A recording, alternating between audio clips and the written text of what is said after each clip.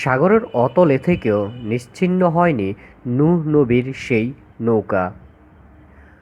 অবিশ্বাসীদের নির্মূল করতে পৃথিবীতে মহাপ্লাবন সৃষ্টি করেন ঈশ্বর। সে সময় ঈশ্বরের আদেশে বিশাল একটি নৌকা তৈরি করেন নূহ নবী। তারপর সেই নৌকায় বিশ্বাসী মানুষ ও একজোড়া করে অন্য প্রাণীদের আশ্রয় দেওয়া হয়, যাতে করে তারা মহাপ্লাবনের হাত থেকে বেঁচে যায়। নূহ নবীর নৌকা ও মহাপ্লাবনের কাহিনী শোনেনি এমন মানুষ খুব একটা পাওয়া যাবে না।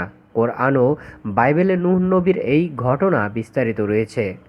বলা হয়, নূহ আলাইহিসসালামের নৌকা ছিল পৃথিবীর প্রথম জলযান। ধর্মগ্রন্থের সূত্রে সবাই জানে তার বিশেষ এই নৌকার কথা। তবে আসলে ঠিক কোথায় বাস করত নূহ আলাইহিসসালামের সম্প্রদায়, এ ব্যাপারে স্পষ্ট কোনো বর্ণনা পাওয়া যায়নি।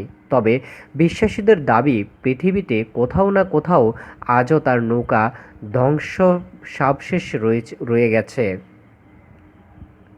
নূহ নবীর নৌকা কয়েক হাজার বছরের পুরনো। তখন সারা পৃথিবীর পাপে পরিপূর্ণ ছিল। সৃষ্টিকর্তা সামান্য কিছু নির্বাচিত মানুষ ও পশু পাখি ছাড়া সব কিছু এক প্রলয়ঙ্করী বন্যায় ধ্বংস করে দেন।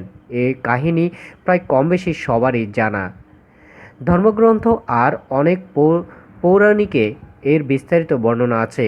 পবিত্র কোরআনের সূরা হুদে বলা হয়েছে, পর্বত প্রমাণ তরঙ্গের মধ্যে এ নৌকা তাদের নিয়ে বয়ে চলল।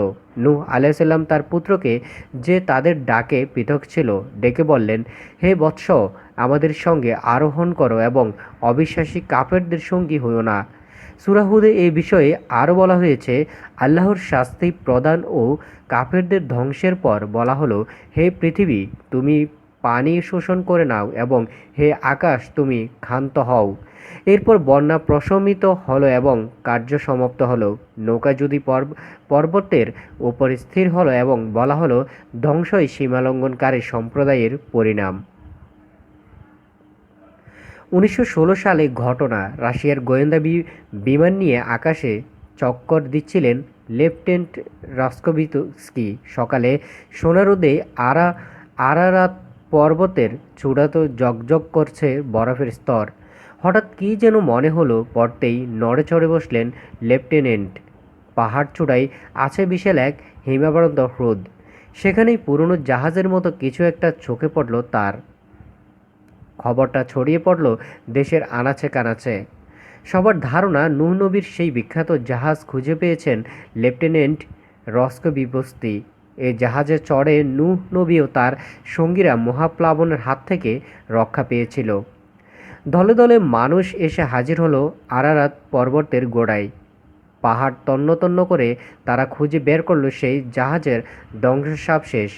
শুরু হলো ছবি তোলা আর প্রমাণ সংগ্রহের প্রাণান্তকর চেষ্টা। তবে সব কিছু করে ফেলার আগেই রাশিয়ার শুরু হয় প্লিবন আর গৃহযুদ্ধ। বিপ্লবের উত্তেজনায় তখনকার মতো চাপা পড়ে যায় নূহ নবীর জাহাজের বিষয়টি। এরপর 1959 সালে তুরস্কের পূর্বাঞ্চলে পাহাড়ের উপরে হুবহু জাহাজ আকৃতির একটি জায়গার সন্ধান পান ক্যাপ্টেন এলহান দুরুপিনাম নামের এক মানচিত্রকর। বিশ্বাসীরা দাবি করে সেটি নূহ নবীর নৌকার ধ্বংসাবশেষ। বাইবেল অনুসারে প্লাবন শেষে ওই অঞ্চলের আরারাত পর্বতে তার নৌকা গিয়ে ঠেকে। দুরুপিনা ওই অঞ্চল আবিষ্কার করার জায়গাটির নামও হয় দুরুপিনার। এদিকে দুরুপিনারের ওই নৌকা আকৃতির জায়গাটিকে নূহ নবী নৌকা ধ্বংসাবশেষ মানতে নারাজ ভূতবিত্তরা। তাদের মতে ওই জায়গাটি আসলে পাহাড়েরই অস্বাভাবিক এক ধরনের ভাঁজ, যার ফলে এটি দেখতে নৌকার মতো মনে হয়।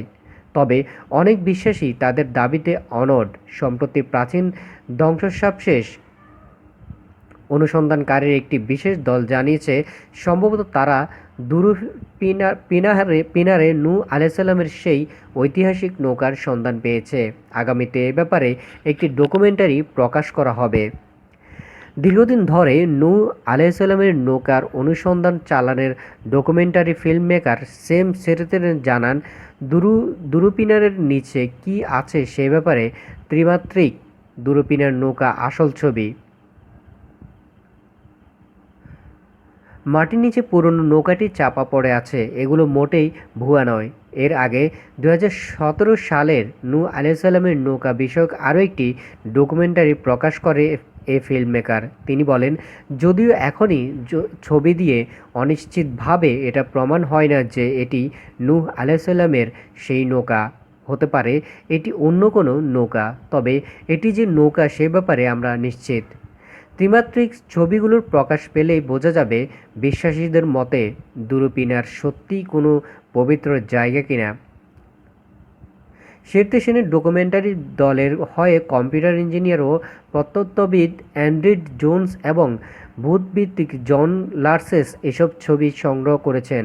তো কবে নাগাদ শেরতে সেন ডকুমেন্টারি প্রকাশ পাবে সে ব্যাপারে স্পষ্ট করে কিছুই জানাননি তিনি। তবে এটি যে নূহ আলাইহিসসালামের নৌকার অনুসন্ধান বিষয়ক একমাত্র দাবি তা নয়। এ নিয়ে বিভিন্ন সময় বিভিন্ন ধরনের ব্যাখ্যা পাওয়া গেছে। এর আগে 2000 সালে মার্কিন সামুদ্রিক ভূতভিত্তিক উইলিয়াম ব্রায়ান ও ওয়াল্টার ফিটম্যান দাবি করেন আজকের 4,36,000 বর্গ কিলোমিটারের বিশাল কৃষ্ণ সাগর ব্ল্যাক সি 20,000 বছর আগে মূলত একটি ছোট্ট দিঘি ছিল। 12,000 বছর আগে শেষ বরফ যুগে হিমবাহ গলতে শুরু করলে সাগরের পানির উচ্চতা বেড়ে যায়। সে সময় ছোট্ট সেই দিঘি পরিণত হয় সুবিশাল সাগরে। এই দুই সামুদ্রিক ভূতত্ত্ববিদদের ধারণা কৃষ্ণ সাগর তলদেশ একসময় শুষ্ক ছিল, সেখানে জনবসতি থাকার প্রমাণ পেয়েছে বলেও দাবি করেছেন তারা। তাদের মতে মহাপ্লাবনের আগে সম্ভবত ওই অঞ্চলেই নূহ নবীর সম্প্রদায় বাস করত।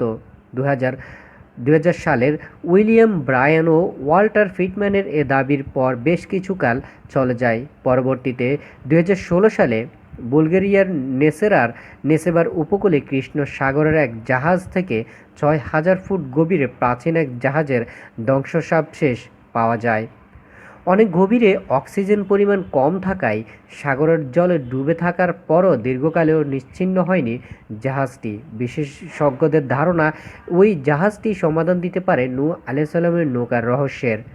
জাহাজের ধ্বংসাবশেষ যুক্তরাজ্যের ইউনিভার্সিটি অব সাউথস্টনের black sea maritime archaeology project MC গবেষণার ওই জাহাজের ধ্বংসাবশেষগুলো নিয়ে পরীক্ষা নিরীক্ষা করেন। তারা জানান, এখনও এমন কোনো প্রমাণ মেলেনি যাতে বলা যায় হঠাৎ বন্যায় প্লাবিত হয়েছে কৃষ্ণ সাগরের ওই অঞ্চল, বরং সেখানে পানির উচ্চতা বেড়েছে ধীরে ধীরে। তাদের মতে রায়ান ও ফিটম্যানের হঠাৎ বন্যায় কৃষ্ণসাগর সৃষ্টির দাবি সঠিক নয়, তবে জাহাজের ধ্বংসাবশেষ নিয়ে অনুসন্ধান অব্যাহত থাকবে। এর আগে খ্রিস্টান অভিযাত্রীদের একটি দল দাবি করেছেন 99.9% সম্ভাবনা আছে তুরস্কের আরারাত পর্বতের বরফের নিচে আছে ঐতিহাসিক সেই নূহ আলাইহিসসালামের এই নৌকা। এছাড়া নূহ আলাইহিসসালামের নৌকার অনুসন্ধানে থাকা হংকং ভিত্তিক ডকুমেন্টারি টিম নেহাসং আর্ক মিনিস্ট্রিজ ইন্টারন্যাশনালের দাবি তারা এমন একটি কাঠের টুকরো পেয়েছেন যার কার্বন পরীক্ষায় প্রমাণ মিলেছে যে সেটি 4,800 বছরের পুরনো। সমুদ্রপৃষ্ঠ থেকে 13,000 ফুট ওপরে ওই কাঠের টুকরোটি পাওয়া যায় বলে জানায় তারা। বাইবেলের বুক অব জেনেসিসের তথ্য অনুসারে মহাপ্লাবনের পর তুরস্কের পূর্বাঞ্চলে অবস্থিত আরারাত পর্বতে গিয়ে ঠেকেছিল নূহ আলাইহিসসালামের নৌকা, যদিও অসংখ্য অভিযানের পরও এ তথ্যের সমর্থনের কোনো প্রমাণ পাওয়া যায়নি। গত বছর নূহ আলাইহিসসালামের সেই নৌকার কাল্পনিক প্রতিরূপ তৈরি করে রীতিমতো তাক লাগিয়ে দেন নেদারল্যান্ডের শিল্পী জোহান হুইবার। হজরত নূহ আলাইহিসসালামের তৈরি কিস্তিটি ছিল 3 তলা বিশিষ্ট। এটি লম্বায় 1200 গজ এবং 600 গজ চওড়া ছিল।